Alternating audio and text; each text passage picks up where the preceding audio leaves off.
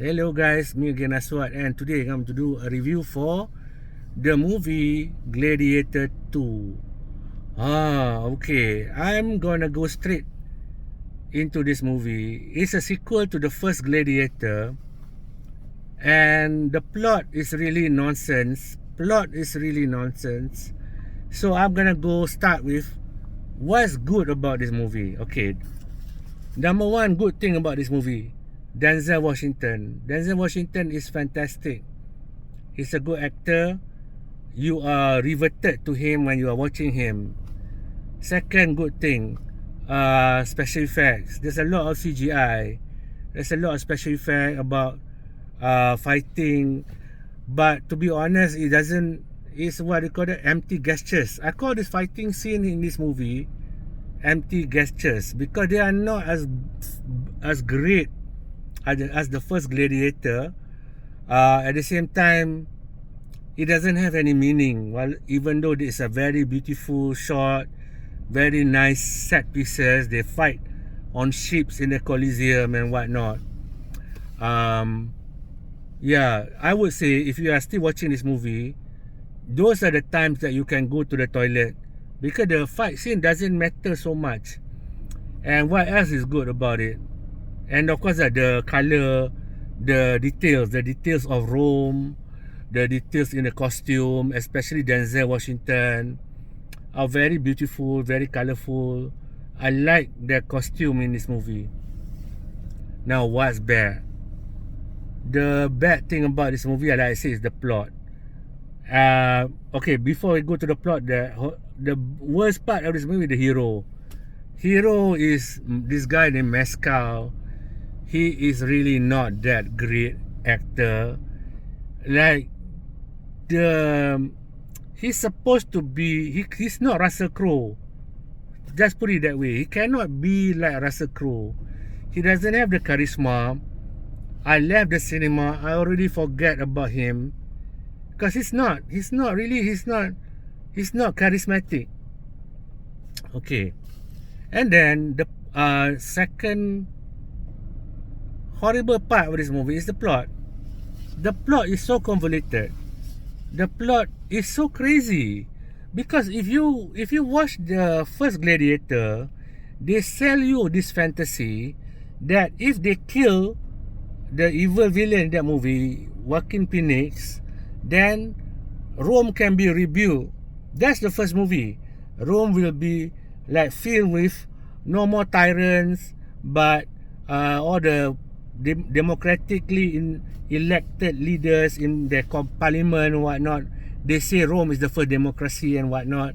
So you end the first movie by having that, oh, Rome will be taken care of by all these senators and whatnot, people in politics. They will take care of Rome because Joaquin Phoenix is there. But the bad thing is, because the sequel, it reveals that there's nothing changes. Nothing changes in Rome. Meaning, the evil people still rules because in part 2, Gladiator 2, there's two evil new tyrants. It's a twin emperor. They are emperors, they are twins, and they still cause havoc in Rome. So if you watch the first movie and then you realize nothing changed in Rome, it become even worse. And there was this character. That's why I was confused about this movie. The plot is so convoluted. Denzel Washington said the truth that Rome cannot change. He said Rome cannot change. It's the politician that will control Rome. You know, and the corrupt. All the politicians are corrupt, power, people want power and whatnot. He was saying the truth. But this movie is so what I want to say, very dumb, because it have the same dumb message that if you oppose this tyrant, then Rome can change. Rome can become better.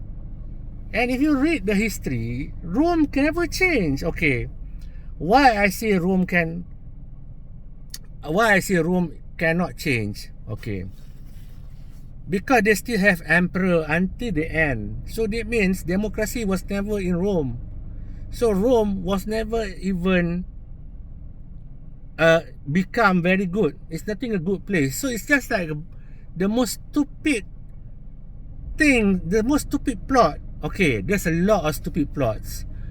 The other plot, I'm just gonna ban on this movie because I think it's a waste of money to watch this stupid movie. Okay, turns out this hero guy who lives in Africa, white guy, turns out he's the son of this queen in the first movie who was married to Joaquin Phoenix. Okay, that's insane to me. Why?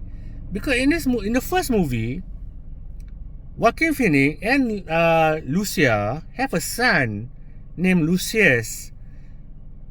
And somehow or other, if I'm not mistaken, it was the son of Joaquin Phoenix. And they say this movie is telling you your father, the Lucius guy, is the son of Maximus, the first hero. I was thinking like Maximus was married. He was loyal to his wife. And he never had affair with the queen. So he cannot have children. With Lucia, he never had affair. The boy was already there in the first movie. So he cannot be the son of Maximus.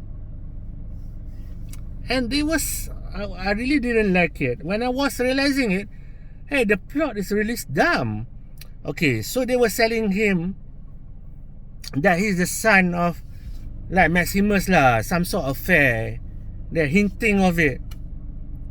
Okay, that now what is crazy about this movie? Apparently, they don't tell about the first one. Like I said, the first one, they said the ending is good.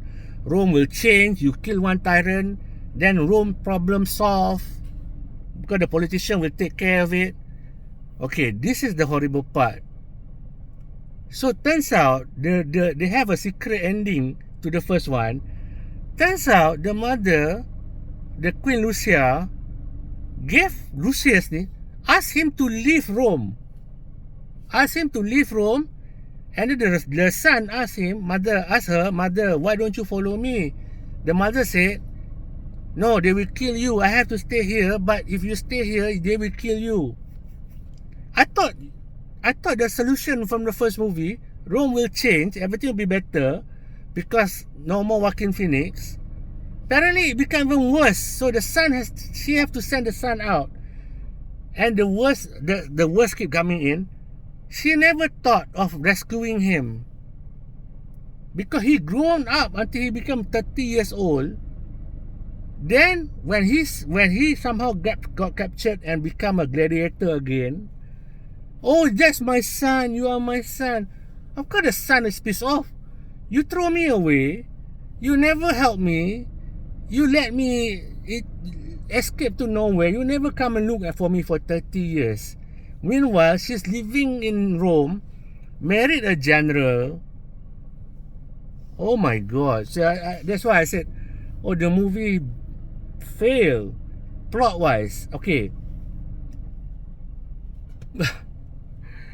I really don't understand this kind of the plot. Okay, like I said, okay, now there's so many bad plots, but I'm jumping. Okay, that's the one. In the third part, suddenly he's angry at the mother. The mother never loved him, never took care of him. He grows up in some other country. Suddenly he was angry at first, but the third half, I love you, mother.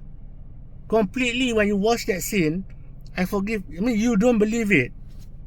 Because at first, they don't even look like mother and son. He's 30 years old and she's still young.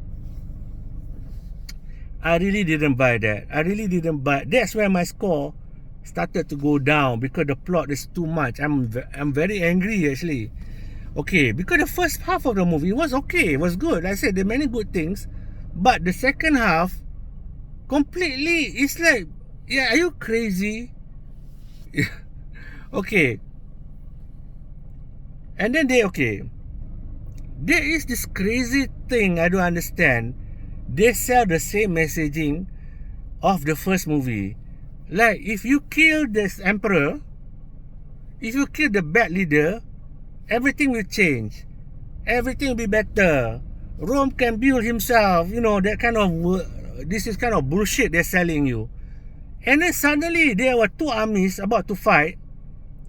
And this guy, he said he's the son of the previous leader, Maximus and everything. And he wants to become the emperor of Rome. He's going to become the emperor. There's no democracy here, okay? And the bad part was macam, suddenly he becomes like peacemaker. Okay, I can understand if he was trained in the Roman army. He has no history in the Roman army. He was just 10 years old when he left Rome. He was raised in another country.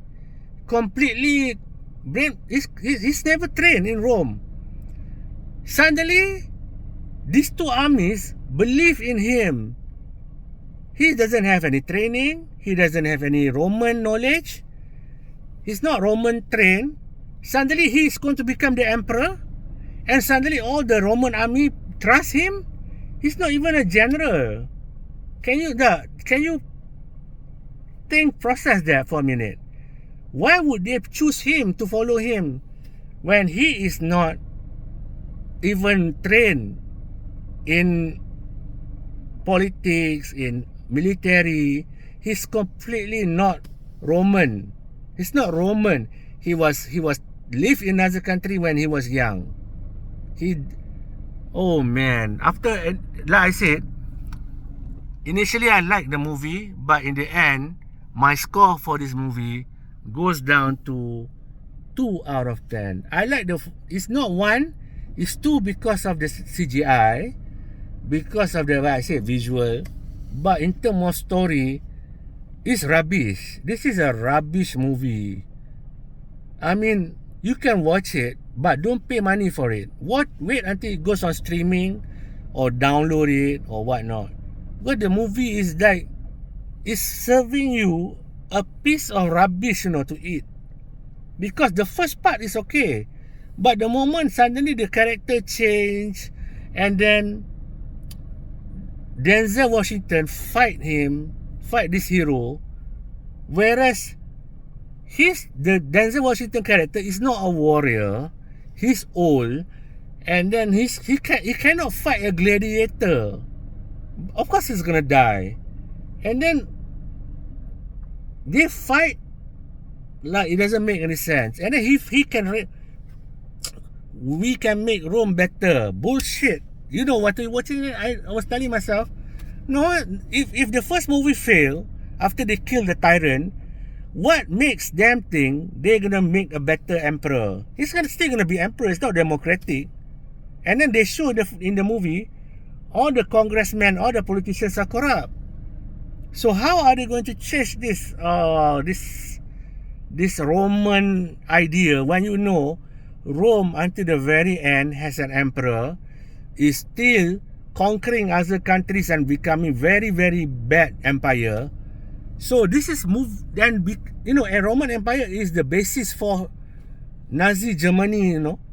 And how can they say we can make a better emperor, and then suddenly people are, oh, best emperor, good, semua puji, all this, wow, you are good, you are a great emperor. He's not even part Roman. He was never born in Rome. I mean, he was born until 10 years old, but he's never lived there for how many years? How can he lead? How can they trust him? It was such a dumb movie at the end. I was enjoying it halfway, and when it reached the end, I just said, oh, this is bad. This is bad. Don't watch this movie. Just copyright it, download it illegally or something. It's completely a rubbish movie. 2 out of 10. Ridley Scott is old. He's 86. He's the director. He should stop making movies. That's it.